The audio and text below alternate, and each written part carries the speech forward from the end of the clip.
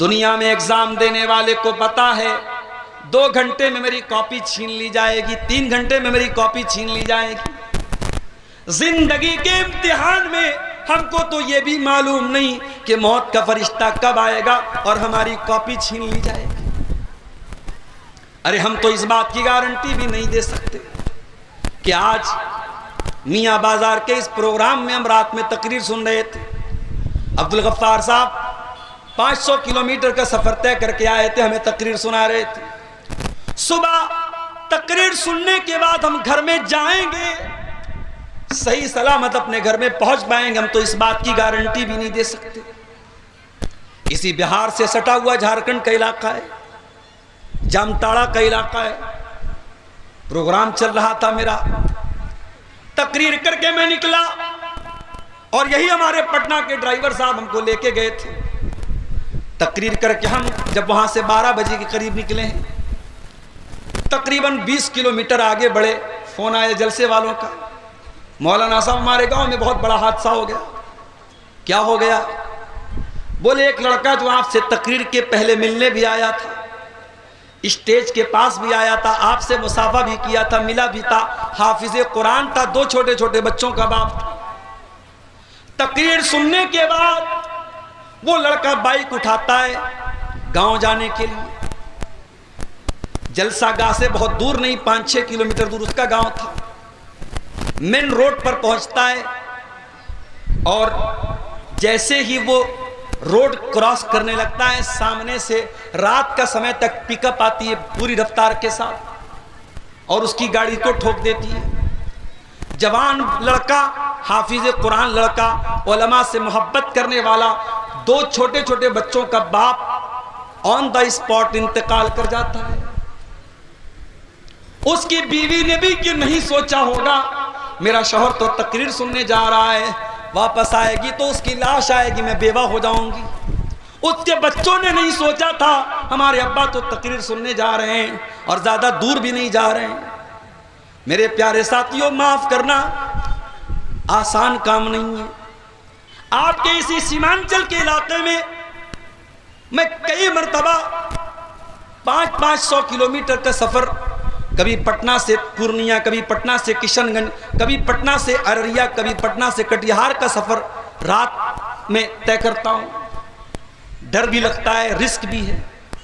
کبھی ٹرین پکڑنی ہے، صبح 4 بجے مجھے پٹنہ سے ٹرین پکڑنی ہے، جلسے والوں کو تو اپنا مسئلہ رہتا ہے۔ ابھی کشن گنج کے ایک پروگرام میں مجھے پہنچنے میں تھوڑی دیر ہو گئی، انہوں نے کہا تھا ہر حال میں آپ کو 12 بجے پہنچ جانا ہے، مجھے 12:30 بجے۔ ابھی گاڑی ہے، آج کل الیکشن کا ماحول چل رہا ہے، پولیس والے راستے میں روک لیتے ہیں، بیگ چیک کراؤ، گاڑی چیک کراؤ، ڈکی چیک کراؤ، 10 منٹ اس میں برباد ہو گیا۔ کہیں ریلوے کراسنگ مل گئی، 10 منٹ اس میں برباد ہو گیا۔ جہاں 12 بجے پہنچنا تھا 12:30 بجے پہنچ گیا۔ پبلک بہت ساری جا چکی تھی، جلسے والے بھڑک گئے۔ جب تک مجھے بلا رہے تھے شیخ صاحب، حضرت جی، مولانا صاحب، اب تو میں بہت بڑا ویلن بن گیا صاحب، میں تو بہت بڑا جو ہے ان کے لیے غدار بن گیا میں، آپ کی وجہ سے ہمارا جلسہ فلاپ ہو گیا اور ہماری پبلک چلی گئی، ہمارا چندہ کم ہوا، یہ ہے اور وہ ہے۔ تقریر کے بعد بٹھا کے کہنے لگے مولانا آپ کو ہرجانہ دینا پڑے، شرم نہیں آتی؟ چلو بھر پانی میں ڈوب نہیں مرتے، کیوں بلاتے ہو علماء کو جب تم ان کی اتنی عزت نہیں کر سکتے ہو؟ چند منٹ میں اگر کسی وجہ سے کسی عالم کو آنے میں دیر ہو جائے تو تمہاری زبانیں کیوں نہیں کانپ جاتی یہ کہتے ہوئے مولانا سے کہ تم ہم کو ہرجانہ دیتے ہو؟ تم نے ان کو خریدا ہوا ہے، تم نے ان کی تجارت کی ہے، بے شرمو بے غیرتو۔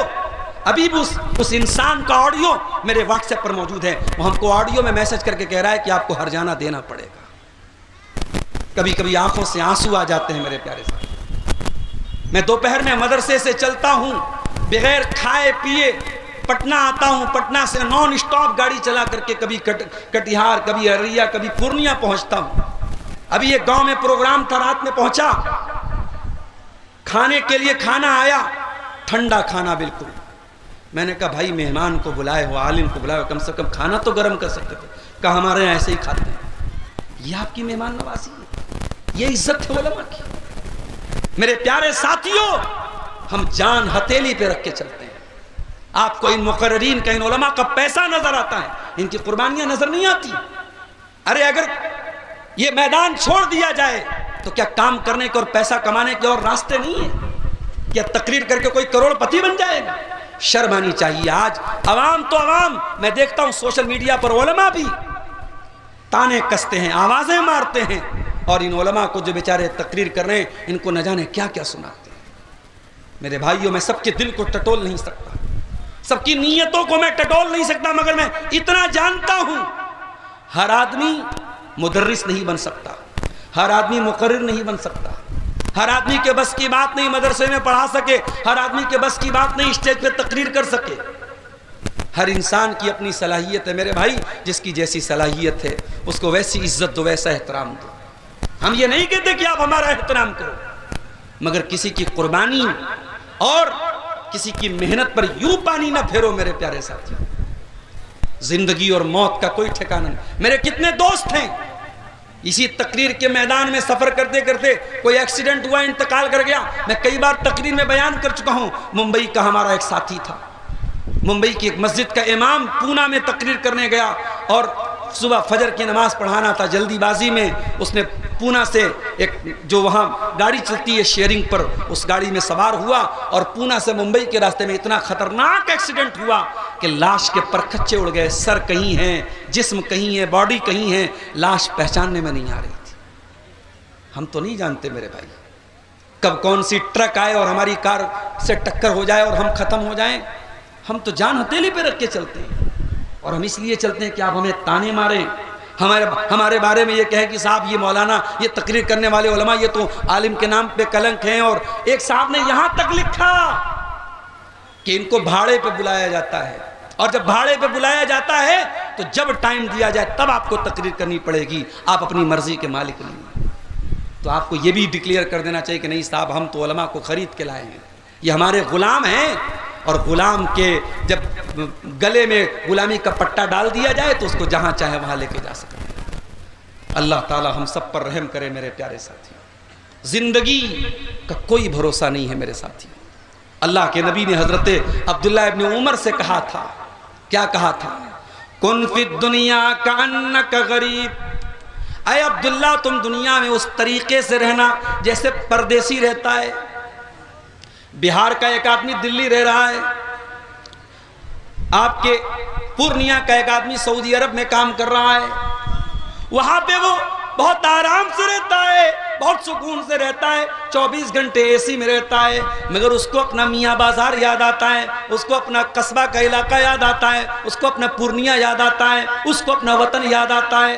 اللہ کے نبی فرما رہے ہیں کن فی الدنیا کأنک غریب. ایسے زندگی گزارو جیسے پردیسی زندگی گزارتا ہے. پردیسی پردیس میں رہتا ہے مگر اس کا دل اور اس کا دماغ اپنے وطن میں لگا رہتا ہے. او عابر سبیل، یا دنیا میں ایسے زندگی گزارو جیسے مسافر زندگی گزارتا ہے. میں کبھی کبھی بنارس سے چلتا ہوں، اپنے بیگ میں تقریر کرنا ہے، ایک کرتا رکھ لیا، پائجامہ رکھ لیا، صدری رکھ لی، ٹوپی رکھ لی، چشمہ رکھ لیا، ضرورت کی چیزیں رکھ لی، بس. کبھی کبھی ایسا ہوتا ہے ہماری اہلیہ کہتی ہیں بسکٹ رکھ لیجئے، فلاں چیز رکھ لیجئے. میں کہتا ہوں نہیں، میں چاہتا ہوں کہ میرا بیگ ہلکا سے ہلکا رہے. بسکٹ میں راستے میں خرید لوں گا، کوئی سامان ہے راستے سے خرید لوں گا. ہم سفر میں جاتے ہیں تو اپنے بیگ کو ہلکا رکھتے ہیں، ضرورت بھر کی چیزیں رکھتے ہیں. اللہ کے نبی نے کتنی پیاری بات کہی، فرمایا کن فی الدنیا کانک غریب او عابر سبیل. اے میرے صحابی، تو دنیا سے دل نہ لگانا، دنیا کو سب کچھ نہ سمجھ لینا. دنیا میں ایسے رہنا جیسے پردیسی رہتا ہے یا مسافر رہتا ہے. اپنے دنیا کے بیگ میں اتنا ہی سامان رکھنا جتنی تجھ کو ضرورت ہے. دنیا سے ضرورت سے زیادہ دل مت لگانا، دنیا کو ضرورت سے زیادہ اہمیت مت دینا. ایک مرتبہ اللہ کے پیارے نبی راستے سے جا رہے تھے، ایک بکری کا بچہ مرا ہوا پڑا تھا. اللہ کے نبی چونکہ استاذ تھے، اور استاذ جو ہوتا ہے وہ تھیوری سے بھی سمجھاتا ہے اور پریکٹیکل بھی سمجھاتا ہے. استاذ کلاس میں بلیک بورڈ پہ لکھ کے بھی سمجھاتا ہے اور پریکٹیکل کر کے بھی سمجھاتا ہے. تو اللہ کے رسول صلی اللہ علیہ وسلم نے اس بکری کے بچے کا کان پکڑا اور کہا کہ اے میرے صحابہ، یہ مرا ہوا بکری کا بچہ کون خریدے گا 1 درہم میں؟ صحابہ نے کہا اے اللہ کے نبی، مرا ہوا بکری کا بچہ مردار ہو چکا ہے، بیکار ہو چکا ہے، کون خریدے گا؟ کوئی نہیں خریدے گا۔ کہا فری میں دے گا تب بھی ہم نہیں خریدیں گے اس کو۔ آپ نے فرمایا لَلدُّنْيَا أَحْبَرُ عَلَى اللَّهِ مِنْ ذَلِكَ، اے میرے صحابہ، اللہ کی نظر میں دنیا کی حیثیت اس مرے ہوئے بکری کے بچے سے زیادہ نہیں ہے۔ یہ بکری کا مرا ہوا بچہ یہ تمہاری نظر میں جتنا حقیر ہے، جتنا معمولی ہے، اس سے بھی زیادہ حقیر اللہ کی نظر میں دنیا ہے۔ وہی دنیا جسے کمانے کے لیے، جسے پانے کے لیے ہم صبح سے شام تک لگے رہتے ہیں۔ نہ آخرت کی کوئی تیاری ہے، نہ آخرت کی کوئی فکر ہے، نہ وہاں کے لیے کوئی انویسٹمنٹ ہے۔ دنیا میں تو بڑے انویسٹمنٹ کر رہے ہو صاحب۔ ہم لوگ ٹیچر ہیں، مدرسے میں پڑھاتے، لوگ پوچھتے مولوی صاحب زمین خریدی کہ نہیں، آپ نے مکان خریدا کہ نہیں، بچوں کے لیے مکان بنایا کہ نہیں بنایا؟ بیٹی پیدا ہوئی، ہمارے پاس مدرسے میں ایک آدمی آیا LIC والا، مولانا صاحب آپ کو بیٹی پیدا ہوئی، مبارک ہو ماشاءاللہ، بیٹی کے نام کا بیمہ لے لیجئے، انشورنس کرا لیجئے۔ ہم تو دنیا میں صاحب بڑا سوچتے ہیں، بیٹی کے لیے سوچتے ہیں، بیٹوں کے لیے سوچتے ہیں، زمین خریدتے ہیں، جائیداد خریدتے ہیں، آخرت کے لیے کون سوچے گا میرے پیارے ساتھی؟ جمعہ کی نماز آپ نے کل پڑھی ہے، جمعہ کی نماز میں امام صاحب نے سورہ اعلیٰ کی تلاوت کی ہوگی اور یہ آیت بھی آپ کے کانوں سے ٹکرائی ہوگی۔ بل تؤثرون الحیات الدنیا، بل تؤثرون الحیات الدنیا والآخرۃ خیر وابقا، اے میرے بندو تم دنیا کی زندگی کو ترجیح دیتے ہو جبکہ آخرت کی زندگی زیادہ بہتر اور زیادہ باقی رہنے والی ہے۔ دنیا کا کیا ہے میرے بھائی؟ دنیا کا کچھ نہیں ہے، سب ٹھاٹ پڑا رہ جائے گا، جب لاد چلے گا بنجارا۔ اللہ کی قسم ہمارا نام بھی باقی نہیں بچے گا۔ ہمارے بچے کچھ دن تک ہمارا نام یاد رکھیں گے، بچوں کے بچے آئیں گے دادا کا نام یاد رکھیں گے، پھر ان کے جب بچے آئیں گے وہ جو بھائی تمہارے پردادا کون تھے، تمہارے دادا کے ابا کا نام کیا تھا، ہمارا نام بھی ہماری آنے والی نسل یاد نہیں رکھے گی۔ جس نام کو ہم نے اتنا نام کمایا ہے یہ نام بھی لوگ یاد نہیں رکھیں گے۔ ہماری زمینوں پر کوئی اور قبضہ کر لے گا، ہمارے گھر میں کوئی اور رہے گا، ہمارا پیسہ کوئی اور لے لے گا، ہمارا کرتا کسی غریب کو دے دیا جائے گا، ہماری ٹوپی کسی غریب کو دے دی جائے گی، ہماری چارپائی پہ کوئی اور سوئے گا، ہماری بیوہ سے کوئی اور شادی کر لے گا، ہمارے گھر میں کوئی اور رہے گا۔ کیا ہے یہ حقیقت دنیا کی میرے ساتھی؟ اسی لیے قرآن میں اللہ کہتا ہے وَمَا الْحَيَاةُ الدُّنْيَا وَمَا الْحَيَاةُ الدُّنْيَا إِلَّا مَتَاعُ الْغُرُورِ، اے میرے بندو یہ دنیا دھوکے کا سامان ہے، یہ بہت دھوکے باز ہے، بہت فراڈ ہے دنیا، فراڈ ہے یہ دنیا۔ جانتے ہو کل ہمارے بڑے ابا کا انتقال ہوا، میں تو موت کے ٹائم نہیں تھا، میں کل جمعہ کے ٹائم پہنچا بنارس میں، تو جنازے کے پہلے جب لاش رکھی گئی تو میں نے دیکھا کہ منہ کھلا ہوا ہے، منہ جو ہے پورا کھلا ہوا ہے۔ تو میں نے بڑے ابا کے بچوں سے پوچھا کہ جب انسان کا انتقال ہوتا ہے اور منہ کھلا رہتا ہے تو فوراً اس کو پٹی باندھا جاتا ہے تاکہ منہ بند ہو جائے، تو آپ لوگوں نے نہیں باندھا تھا؟ تو انہوں نے کہا کہ ہم لوگ باندھے تھے لیکن پھر کھل گیا منہ۔ اللہ، یعنی انسان جس پوزیشن میں مرا ہے مرنے کے بعد پوزیشن بھی چینج نہیں ہو پاتی۔ اگر منہ کھلا ہے تو کھلا ہے، آنکھیں کھلی ہے تو کھلی ہے، اگر ہاتھ میں کوئی چیز پکڑ کے مرا ہے تو اسی طریقے سے پکڑے بڑی مشکل سے نکالنا پڑتا ہے۔ کبھی کسی مردے کو آپ نے غسل دیتے ہوئے دیکھا ہے؟ مردے کا کرتا کیسے اتارتے ہیں؟ اتار تو نہیں سکتے نا، اس کو کینچی سے کاٹتے ہیں۔ اللہ اکبر۔ دنیا میں انسان کپڑا چینج کرتا ہے، کمرہ بند کر کے کرتا ہے، اور آج لوگ نہلا رہے ہیں اور کینچی سے اس کا کرتا اتار رہے ہیں، نہلا رہے ہیں۔ دنیا میں لکس سے نہاتا تھا، لائف بوائے سے نہاتا تھا، سنتھول سے نہاتا تھا، اس کا فیوریٹ صابن تھا، اور اب تو صابن کا بھی دور چلا گیا، اب وہ باڈی واش آ رہا ہے، باڈی واش سے لوگ نہا رہے ہیں۔ دنیا میں باڈی واش سے نہاتا تھا، صابن سے نہاتا تھا، شیمپو سے سر دھوتا تھا، فیس واش سے چہرہ دھوتا تھا، داڑھی کے لیے وہ الگ کیا بولتے اس کو، بیئرڈ لوشن لگاتا تھا، کیا کیا۔ ہمارے نوجوان بیچارے جو شوقین قسم کے سب جانتے ہوں گے، کتنی طریقے کے لوشن آتے ہیں. دھوپ میں نکلتا تھا تو سن کریم لگاتا تھا, جاڑا آتا تو ونٹر کریم لگاتا تھا, گرم پانی سے نہاتا تھا. آج مر گیا, کوئی پوچھنے والا نہیں کہ بھائی یہ مر گیا ہے, جاڑے کا موسم ہے, چلو اس کو گرم پانی سے نہلا دو, گیزر کے پانی سے نہیں. کوئی پوچھنے والا نہیں, کوئی نہیں پوچھنے والا ہے. ارے یہ تو لکس سے نہاتا تھا, لکس لاؤ, سنتھول لاؤ, لائف بوائے لاؤ, باڈی واش لاؤ, فیس واش لاؤ. نہیں, بس نہلا دیا جاتا ہے. دنیا میں کپڑا پہنتا تھا, برانڈڈ کپڑا پہنتا تھا. ابھی مجھ سے کسی نوجوان نے کہا مولانا آپ شیروانی نہیں پہنتے؟ میں صدری پہنتا ہوں, شیروانی کم پہنتا ہوں. شیروانی میں جھنجھٹ تھوڑا زیادہ ہے, لیکن شیروانی اچھی لگتی ہے, خوبصورت لگتی ہے. دنیا میں انسان کتنے مہنگے مہنگے کپڑے خریدتا ہے, کتنے مہنگے. بنارس میں ساڑی بنتی ہے. بالی ووڈ کی ایک بہت بڑی ہیروئن کی شادی ہوئی تو بنارس سے اس کا لہنگا گیا تھا. اس میں سونے کی زری کا کام ہوا تھا, 1 لاکھ یا 1.5 لاکھ کا لہنگا تھا.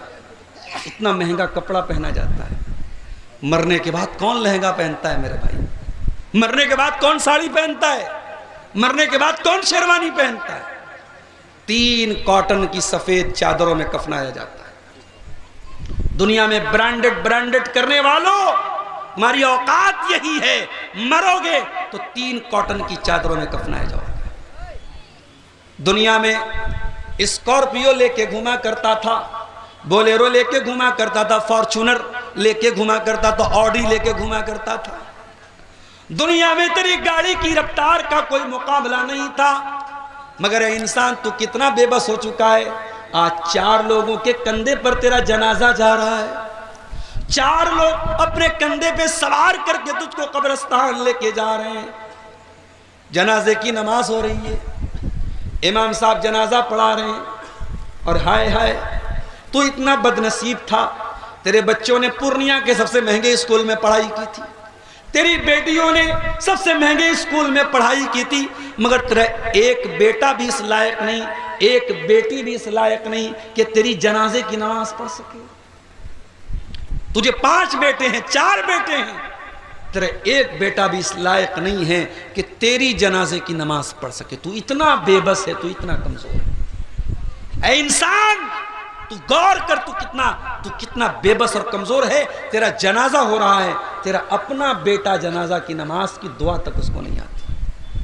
جنازہ ہو گیا, قبر میں اتارا گیا, قبر میں لٹا دیا گیا, تختہ لگا دیا گیا, مٹی ڈال دی گئی. رشتہ دار آ رہے ہیں مٹی دے رہے ہیں, بچے آ رہے ہیں مٹی دے رہے ہیں, سب لوگوں نے مٹی دے دی اور مٹی دے کے ہاتھ جھاڑ کے چلے گئے. لحد تک آپ کی تعظیم کر دی, اب آگے آپ کے اعمال جانے. بس یہاں تک آپ کا احترام کر دیا, آپ کا سمان کر دیا, آپ کی عزت کر دی. ابا جان اب اس کے آگے ہم آپ کے کام آنے والے نہیں. اب قبر میں آپ کو اندھیرا ملے گا کہ روشنی ملے گی؟ قبر میں منکر نکیر کے سوالوں کا آپ صحیح جواب دیں گے کہ فیل ہو جائیں گے؟ آپ کو سانپ بچھو کاٹیں گے یا جنت کی کھڑکی کھلے گی؟ اب یہ طے کرے گا آپ کا عمل, یہ طے کرے گا آپ کا ایمان. نہ وہاں اولاد کام آئے گی, نہ بیوی کام آئے گی, نہ بچے کام آئے گی. وَمَا الْحَيَاةُ الدُّنْيَا إِلَّا مَتَاعُ الْغُرُورِ.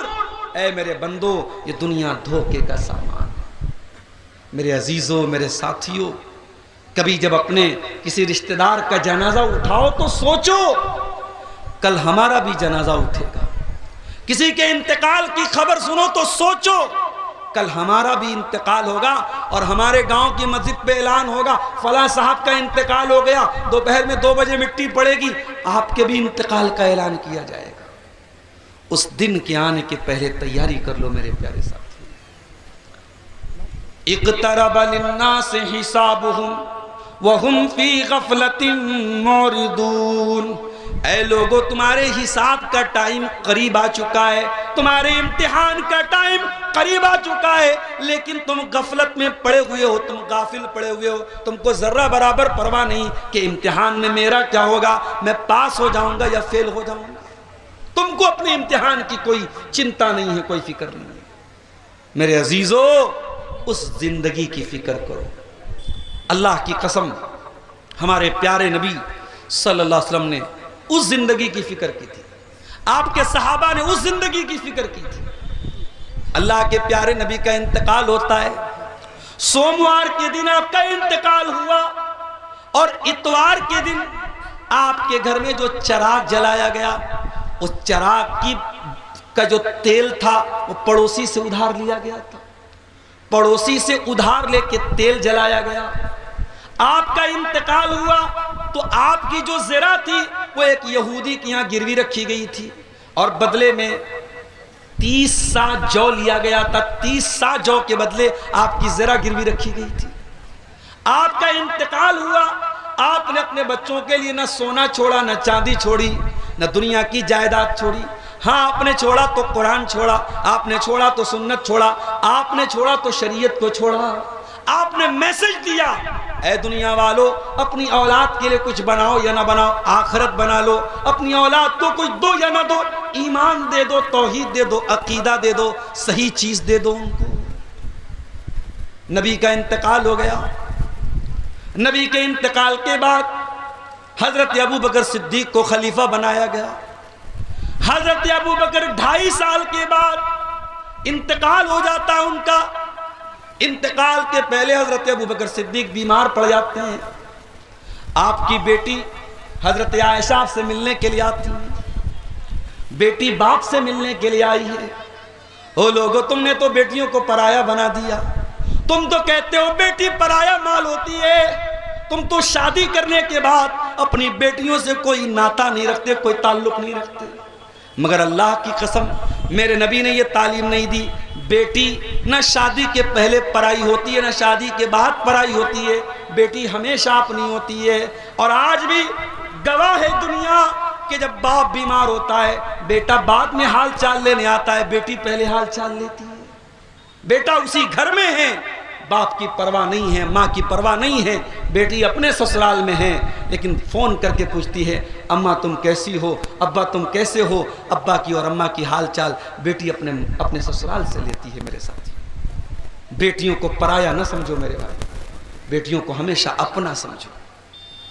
حضرت عائشہ اپنے باپ کو دیکھنے کے لیے آئی. باپ بیمار ہے اور موت کی کگار پہ ہے, مرنے والا ہے, اور بیٹی اپنے باپ سے ملنے کے لیے آئی. حضرت ابو بکر نے پوچھا اے میری بیٹی آج کون سا دن ہے. حضرت عائشہ نے فرمایا ابا جان آج سوموار کا دن ہے. کہاں ہے میری بیٹی, یہ بتا کہ کیا اللہ کے رسول کا انتقال بھی سوموار کے دن ہوا تھا. کہا کہ ہاں ابا جان اللہ کے نبی کا انتقال بھی سوموار کے دن ہوا تھا. کہا کہ اللہ کاش میرا بھی انتقال آج ہی کے دن ہو جائے, میں اپنے دوست کے پاس آج ہی کے دن چلا جاؤں. پھر پوچھا کہ اے میری بیٹی یہ بتا جب اللہ کے نبی کا انتقال ہوا تھا تو کفن میں کتنے کپڑے دیے گئے تھے. حضرت عائشہ سے پوچھ رہے ہیں. کون پوچھ رہے ہیں؟ ان کے باپ پوچھ رہے ہیں. باپ اپنی بیٹی سے مسئلہ پوچھ رہا ہے. او میاں بازار والو, او پورنیہ والو, او قصبہ والو. حضرت ابو بکر ایک میسج دے رہے ہیں, ایک سندیش دے رہے ہیں, اپنی بیٹیوں کو اس قابل بناؤ, اپنی بیٹیوں کو ایسی تعلیم دلاؤ کہ جب آپ کو کوئی مسئلہ پوچھنا پڑے تو آپ کی بیٹیاں آپ کو جواب دے. اپنی بیٹیوں کو اس لائق بناؤ. اور آج بھی اللہ کی قسم جب لڑکیاں پڑھائی میں آگے نکلتی ہیں, انٹرنیٹ پر آپ دیکھ لیجئے اتنی اچھی قرآن کی تلاوت کچھ عورتیں کرتی ہیں, کچھ لڑکیاں کرتی ہیں, بڑے بڑے مرد حضرات نہیں کر سکتے. حافظہ ہیں, عالمہ ہیں, دین کی جانکار ہیں, مسئلے مسائل کی جانکار ہیں. اگر عورت صحیح تعلیم دی جائے, لڑکی کو صحیح تعلیم دی جائے تو لڑکی بہت کچھ کر سکتی ہے. آج آپ نے لڑکیوں کو دین کی تعلیم نہیں دی.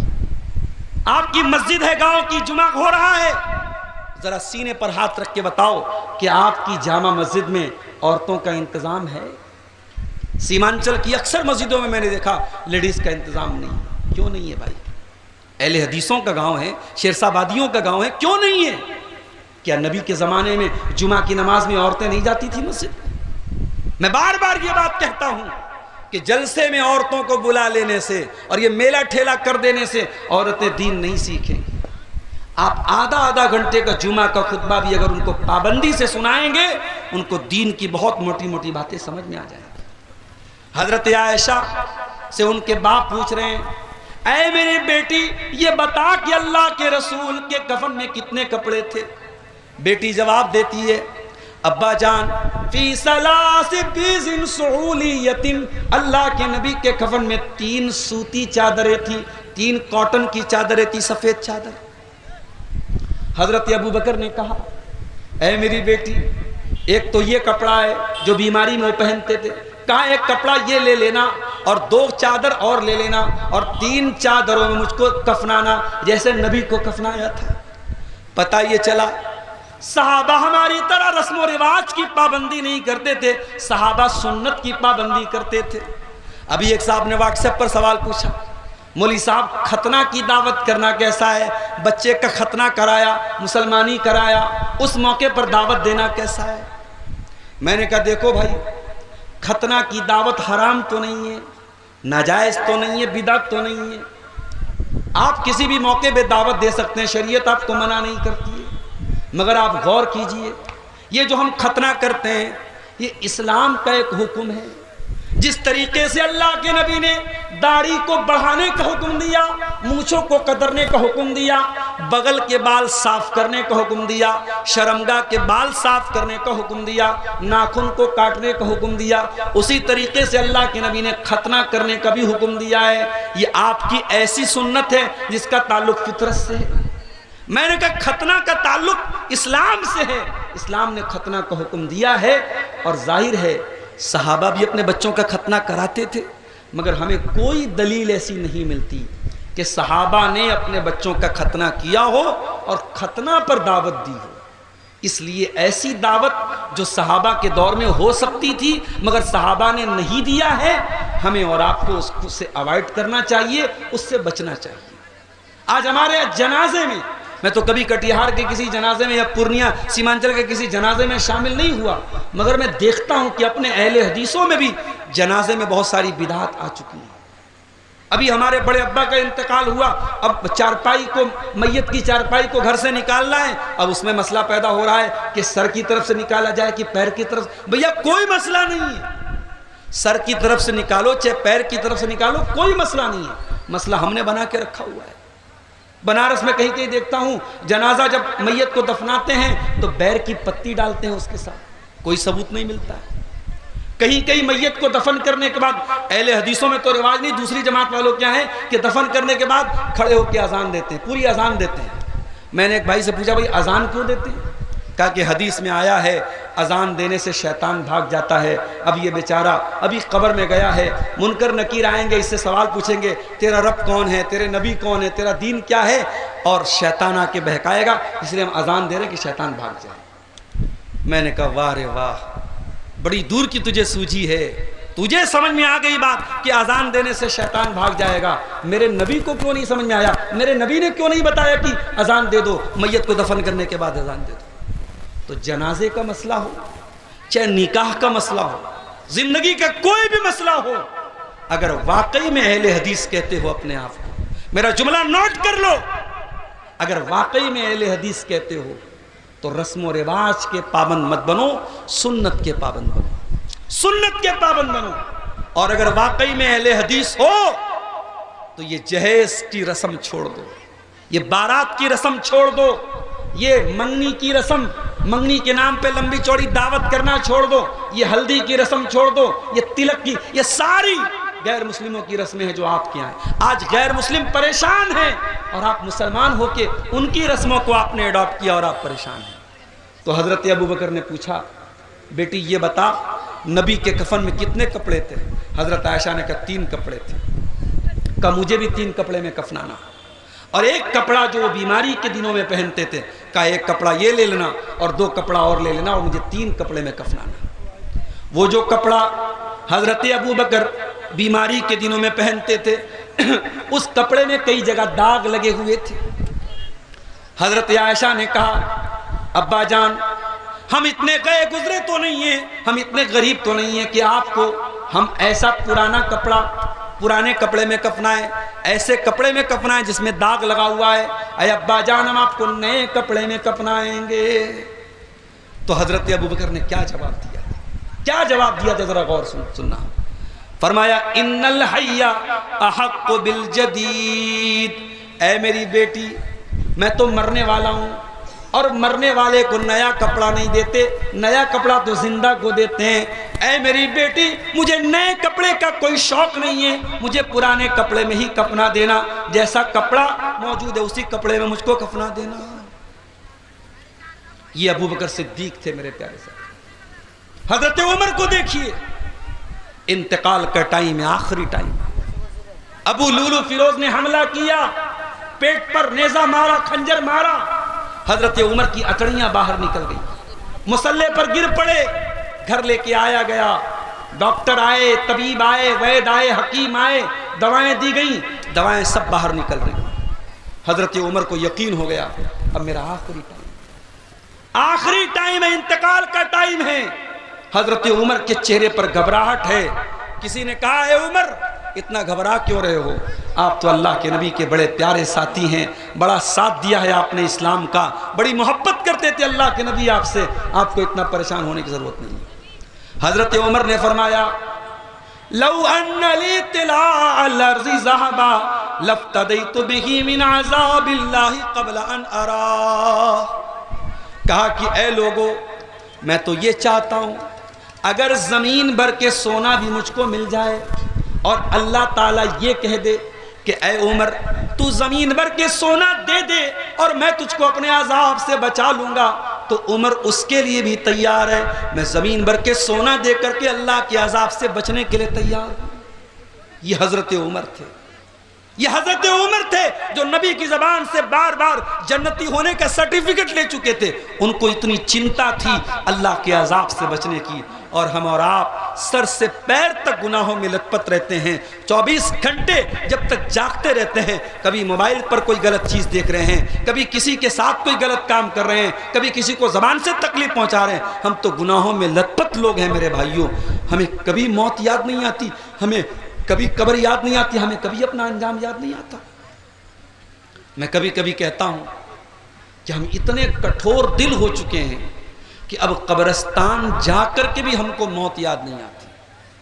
قبرستان میں بھی جوا کھیلنے والا بیٹھ کے جوا کھیل رہا ہے، شراب پینے والا شراب پی رہا ہے، اور موبائل دیکھنے والا موبائل دیکھ رہا ہے، جبکہ قبرستان کیسی جگہ ہے؟ یہ عبرت کی جا ہے، تماشا نہیں ہے۔ قبرستان وہ جگہ ہے جہاں عبرت حاصل کرنی چاہیے۔ بڑے بڑے بادشاہ بھی وہیں دفن ہیں، بڑے نیک لوگ بھی وہیں دفن ہیں، شرابی بھی وہیں دفن ہیں، نمازی بھی وہیں دفن ہیں، اچھے بھی وہیں دفن ہیں، برے بھی وہیں دفن ہیں۔ قبرستان جاؤ تو اپنے انجام کو یاد کرو میرے بھائیوں، ہمیں بھی مر کے یہاں آنا ہے، ہمیں بھی قبر میں چلے جانا ہے، ہمیں بھی مٹی میں مل جانا ہے، ہم کو بھی قبر میں جا کے سوال و جواب دینا ہے۔ اسی لیے اللہ کے نبی کے ڈبل داماد، جن کے نکاح میں نبی کی 2 بیٹیاں تھیں، جو رقیہ کے بھی شوہر تھے، جو ام کلثوم کے بھی شوہر تھے، اللہ کے پیارے رسول کے ڈبل داماد، دوہرے داماد، ذوالنورین حضرت عثمان غنی رضی اللہ تعالیٰ عنہ جب کسی قبرستان کے پاس سے گزرتے تھے، جب کسی قبر کے پاس سے گزرتے تھے، زار و قطار رونے لگتے تھے، پھوٹ پھوٹ کے رونے لگتے تھے، آنکھوں سے آنسو بہنے لگتے تھے۔ کسی نے پوچھا اے عثمان جنت کی بات آتی ہے تو آپ روتے نہیں ہیں، جہنم کی بات آتی ہے تو آپ روتے نہیں ہیں، اے عثمان قبر کو دیکھ کر کے کیوں رونے لگتے ہیں؟ عثمان غنی کہتے ہیں او لوگوں میں کیوں نہ روؤں، میں قبر کو دیکھ کے کیوں نہ روؤں؟ میں نے اپنے نبی کو یہ فرماتے ہوئے سنا ہے ان القبر اول من منزل من منازل الاخرہ، بے شک یہ قبر آخرت کی پہلی منزل ہے، جس نے اس منزل کو پار کر لیا اس کے لیے آگے کی منزلیں آسان ہیں۔ اہل حدیثوں قبرستان جایا کرو۔ میں یہ نہیں کہتا اجمیر جاؤ، میں یہ نہیں کہتا کہ یہ بڑی بڑی پکی جو مزاریں بنی ہیں وہاں جاؤ، اپنے قبرستان جاؤ، اپنے گاؤں کے قبرستان جاؤ اور دیکھو تمہاری ماں وہیں دفن ہے، تمہارے دادا وہیں دفن ہیں، تمہارا باپ وہیں دفن ہے، ان کو دیکھ کر کے اپنی موت کو یاد کرو۔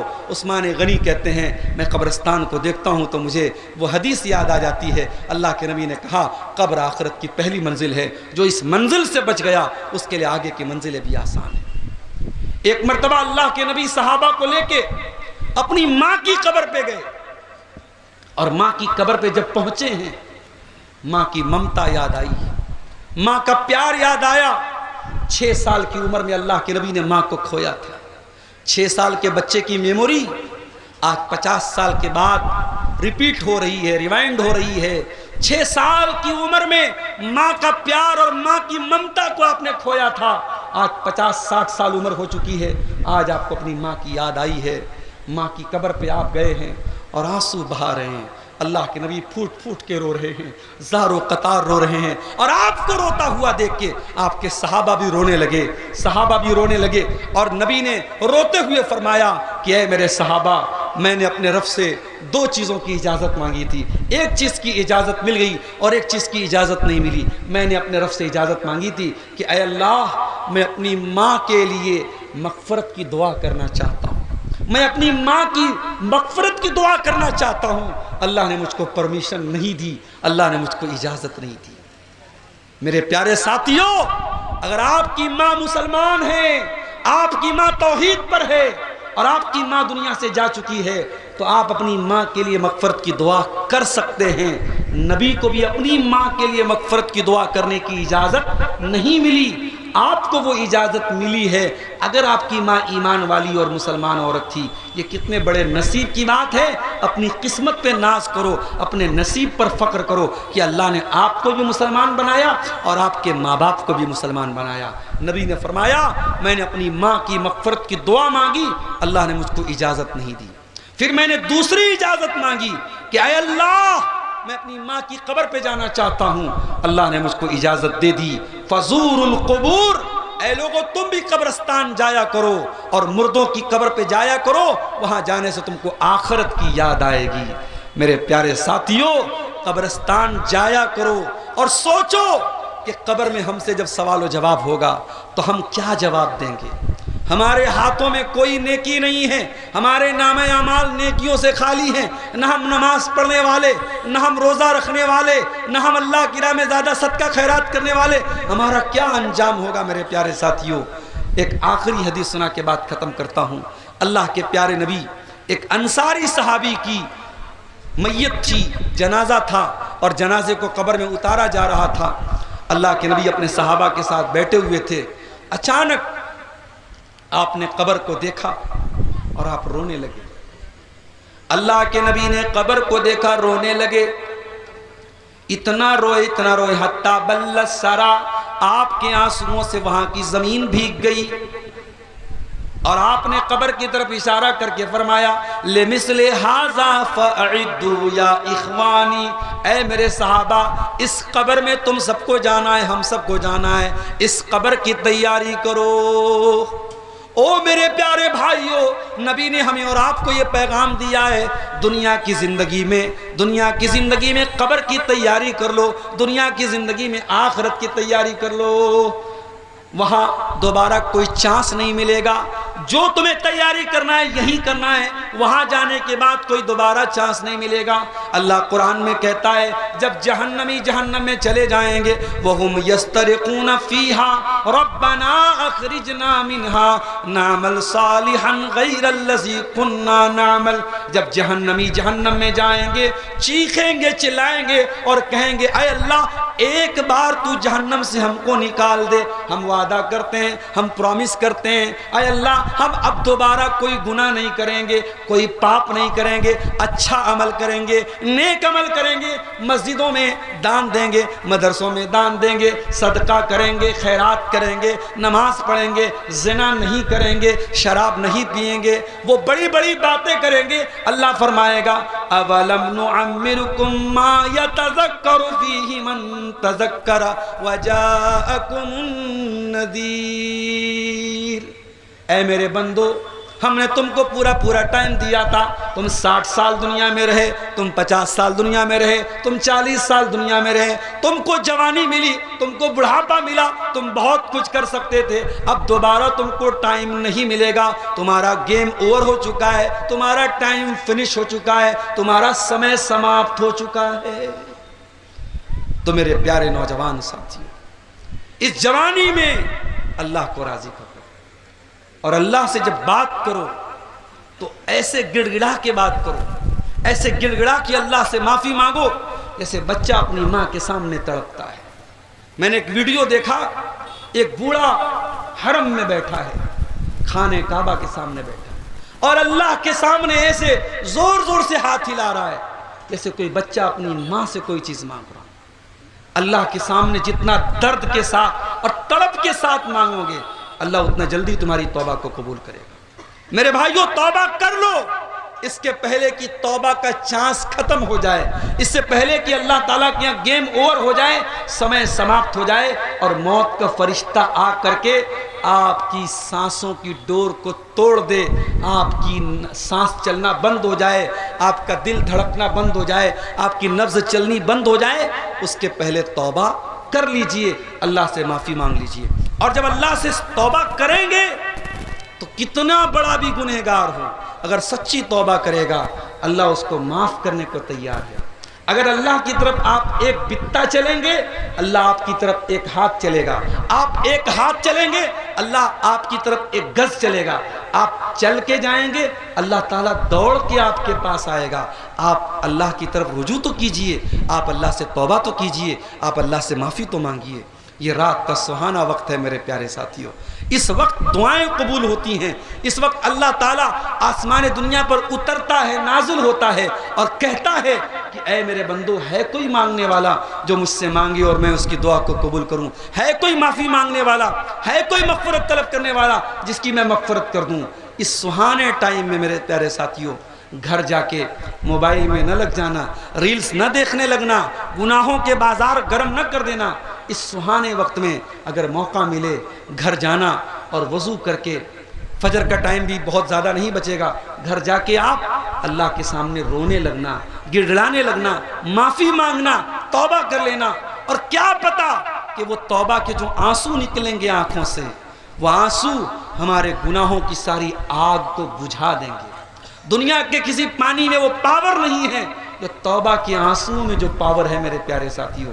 اللہ کے نبی نے فرمایا، لا یلج النار رجل بکا من خشیت اللہ، وہ انسان جس کی آنکھوں سے اللہ کے خوف سے آنسو بہتا ہو، وہ انسان جہنم میں نہیں جا سکتا ہے، وہ آنکھیں جہنم میں نہیں جائیں گی۔ اپنی آنکھوں کو رونے کی عادت ڈلواؤ میرے بھائیوں، اپنی آنکھوں سے اللہ کی بارگاہ میں آنسو بہانے کی عادت ڈالو۔ دعا ہے رب کریم سے رب العالمین ہمیں اور آپ کو نیک عمل کرنے کی توفیق عطا فرمائے۔ رب العالمین ہمیں زندگی میں ہی موت کے بعد کی تیاری کی توفیق عطا فرمائے۔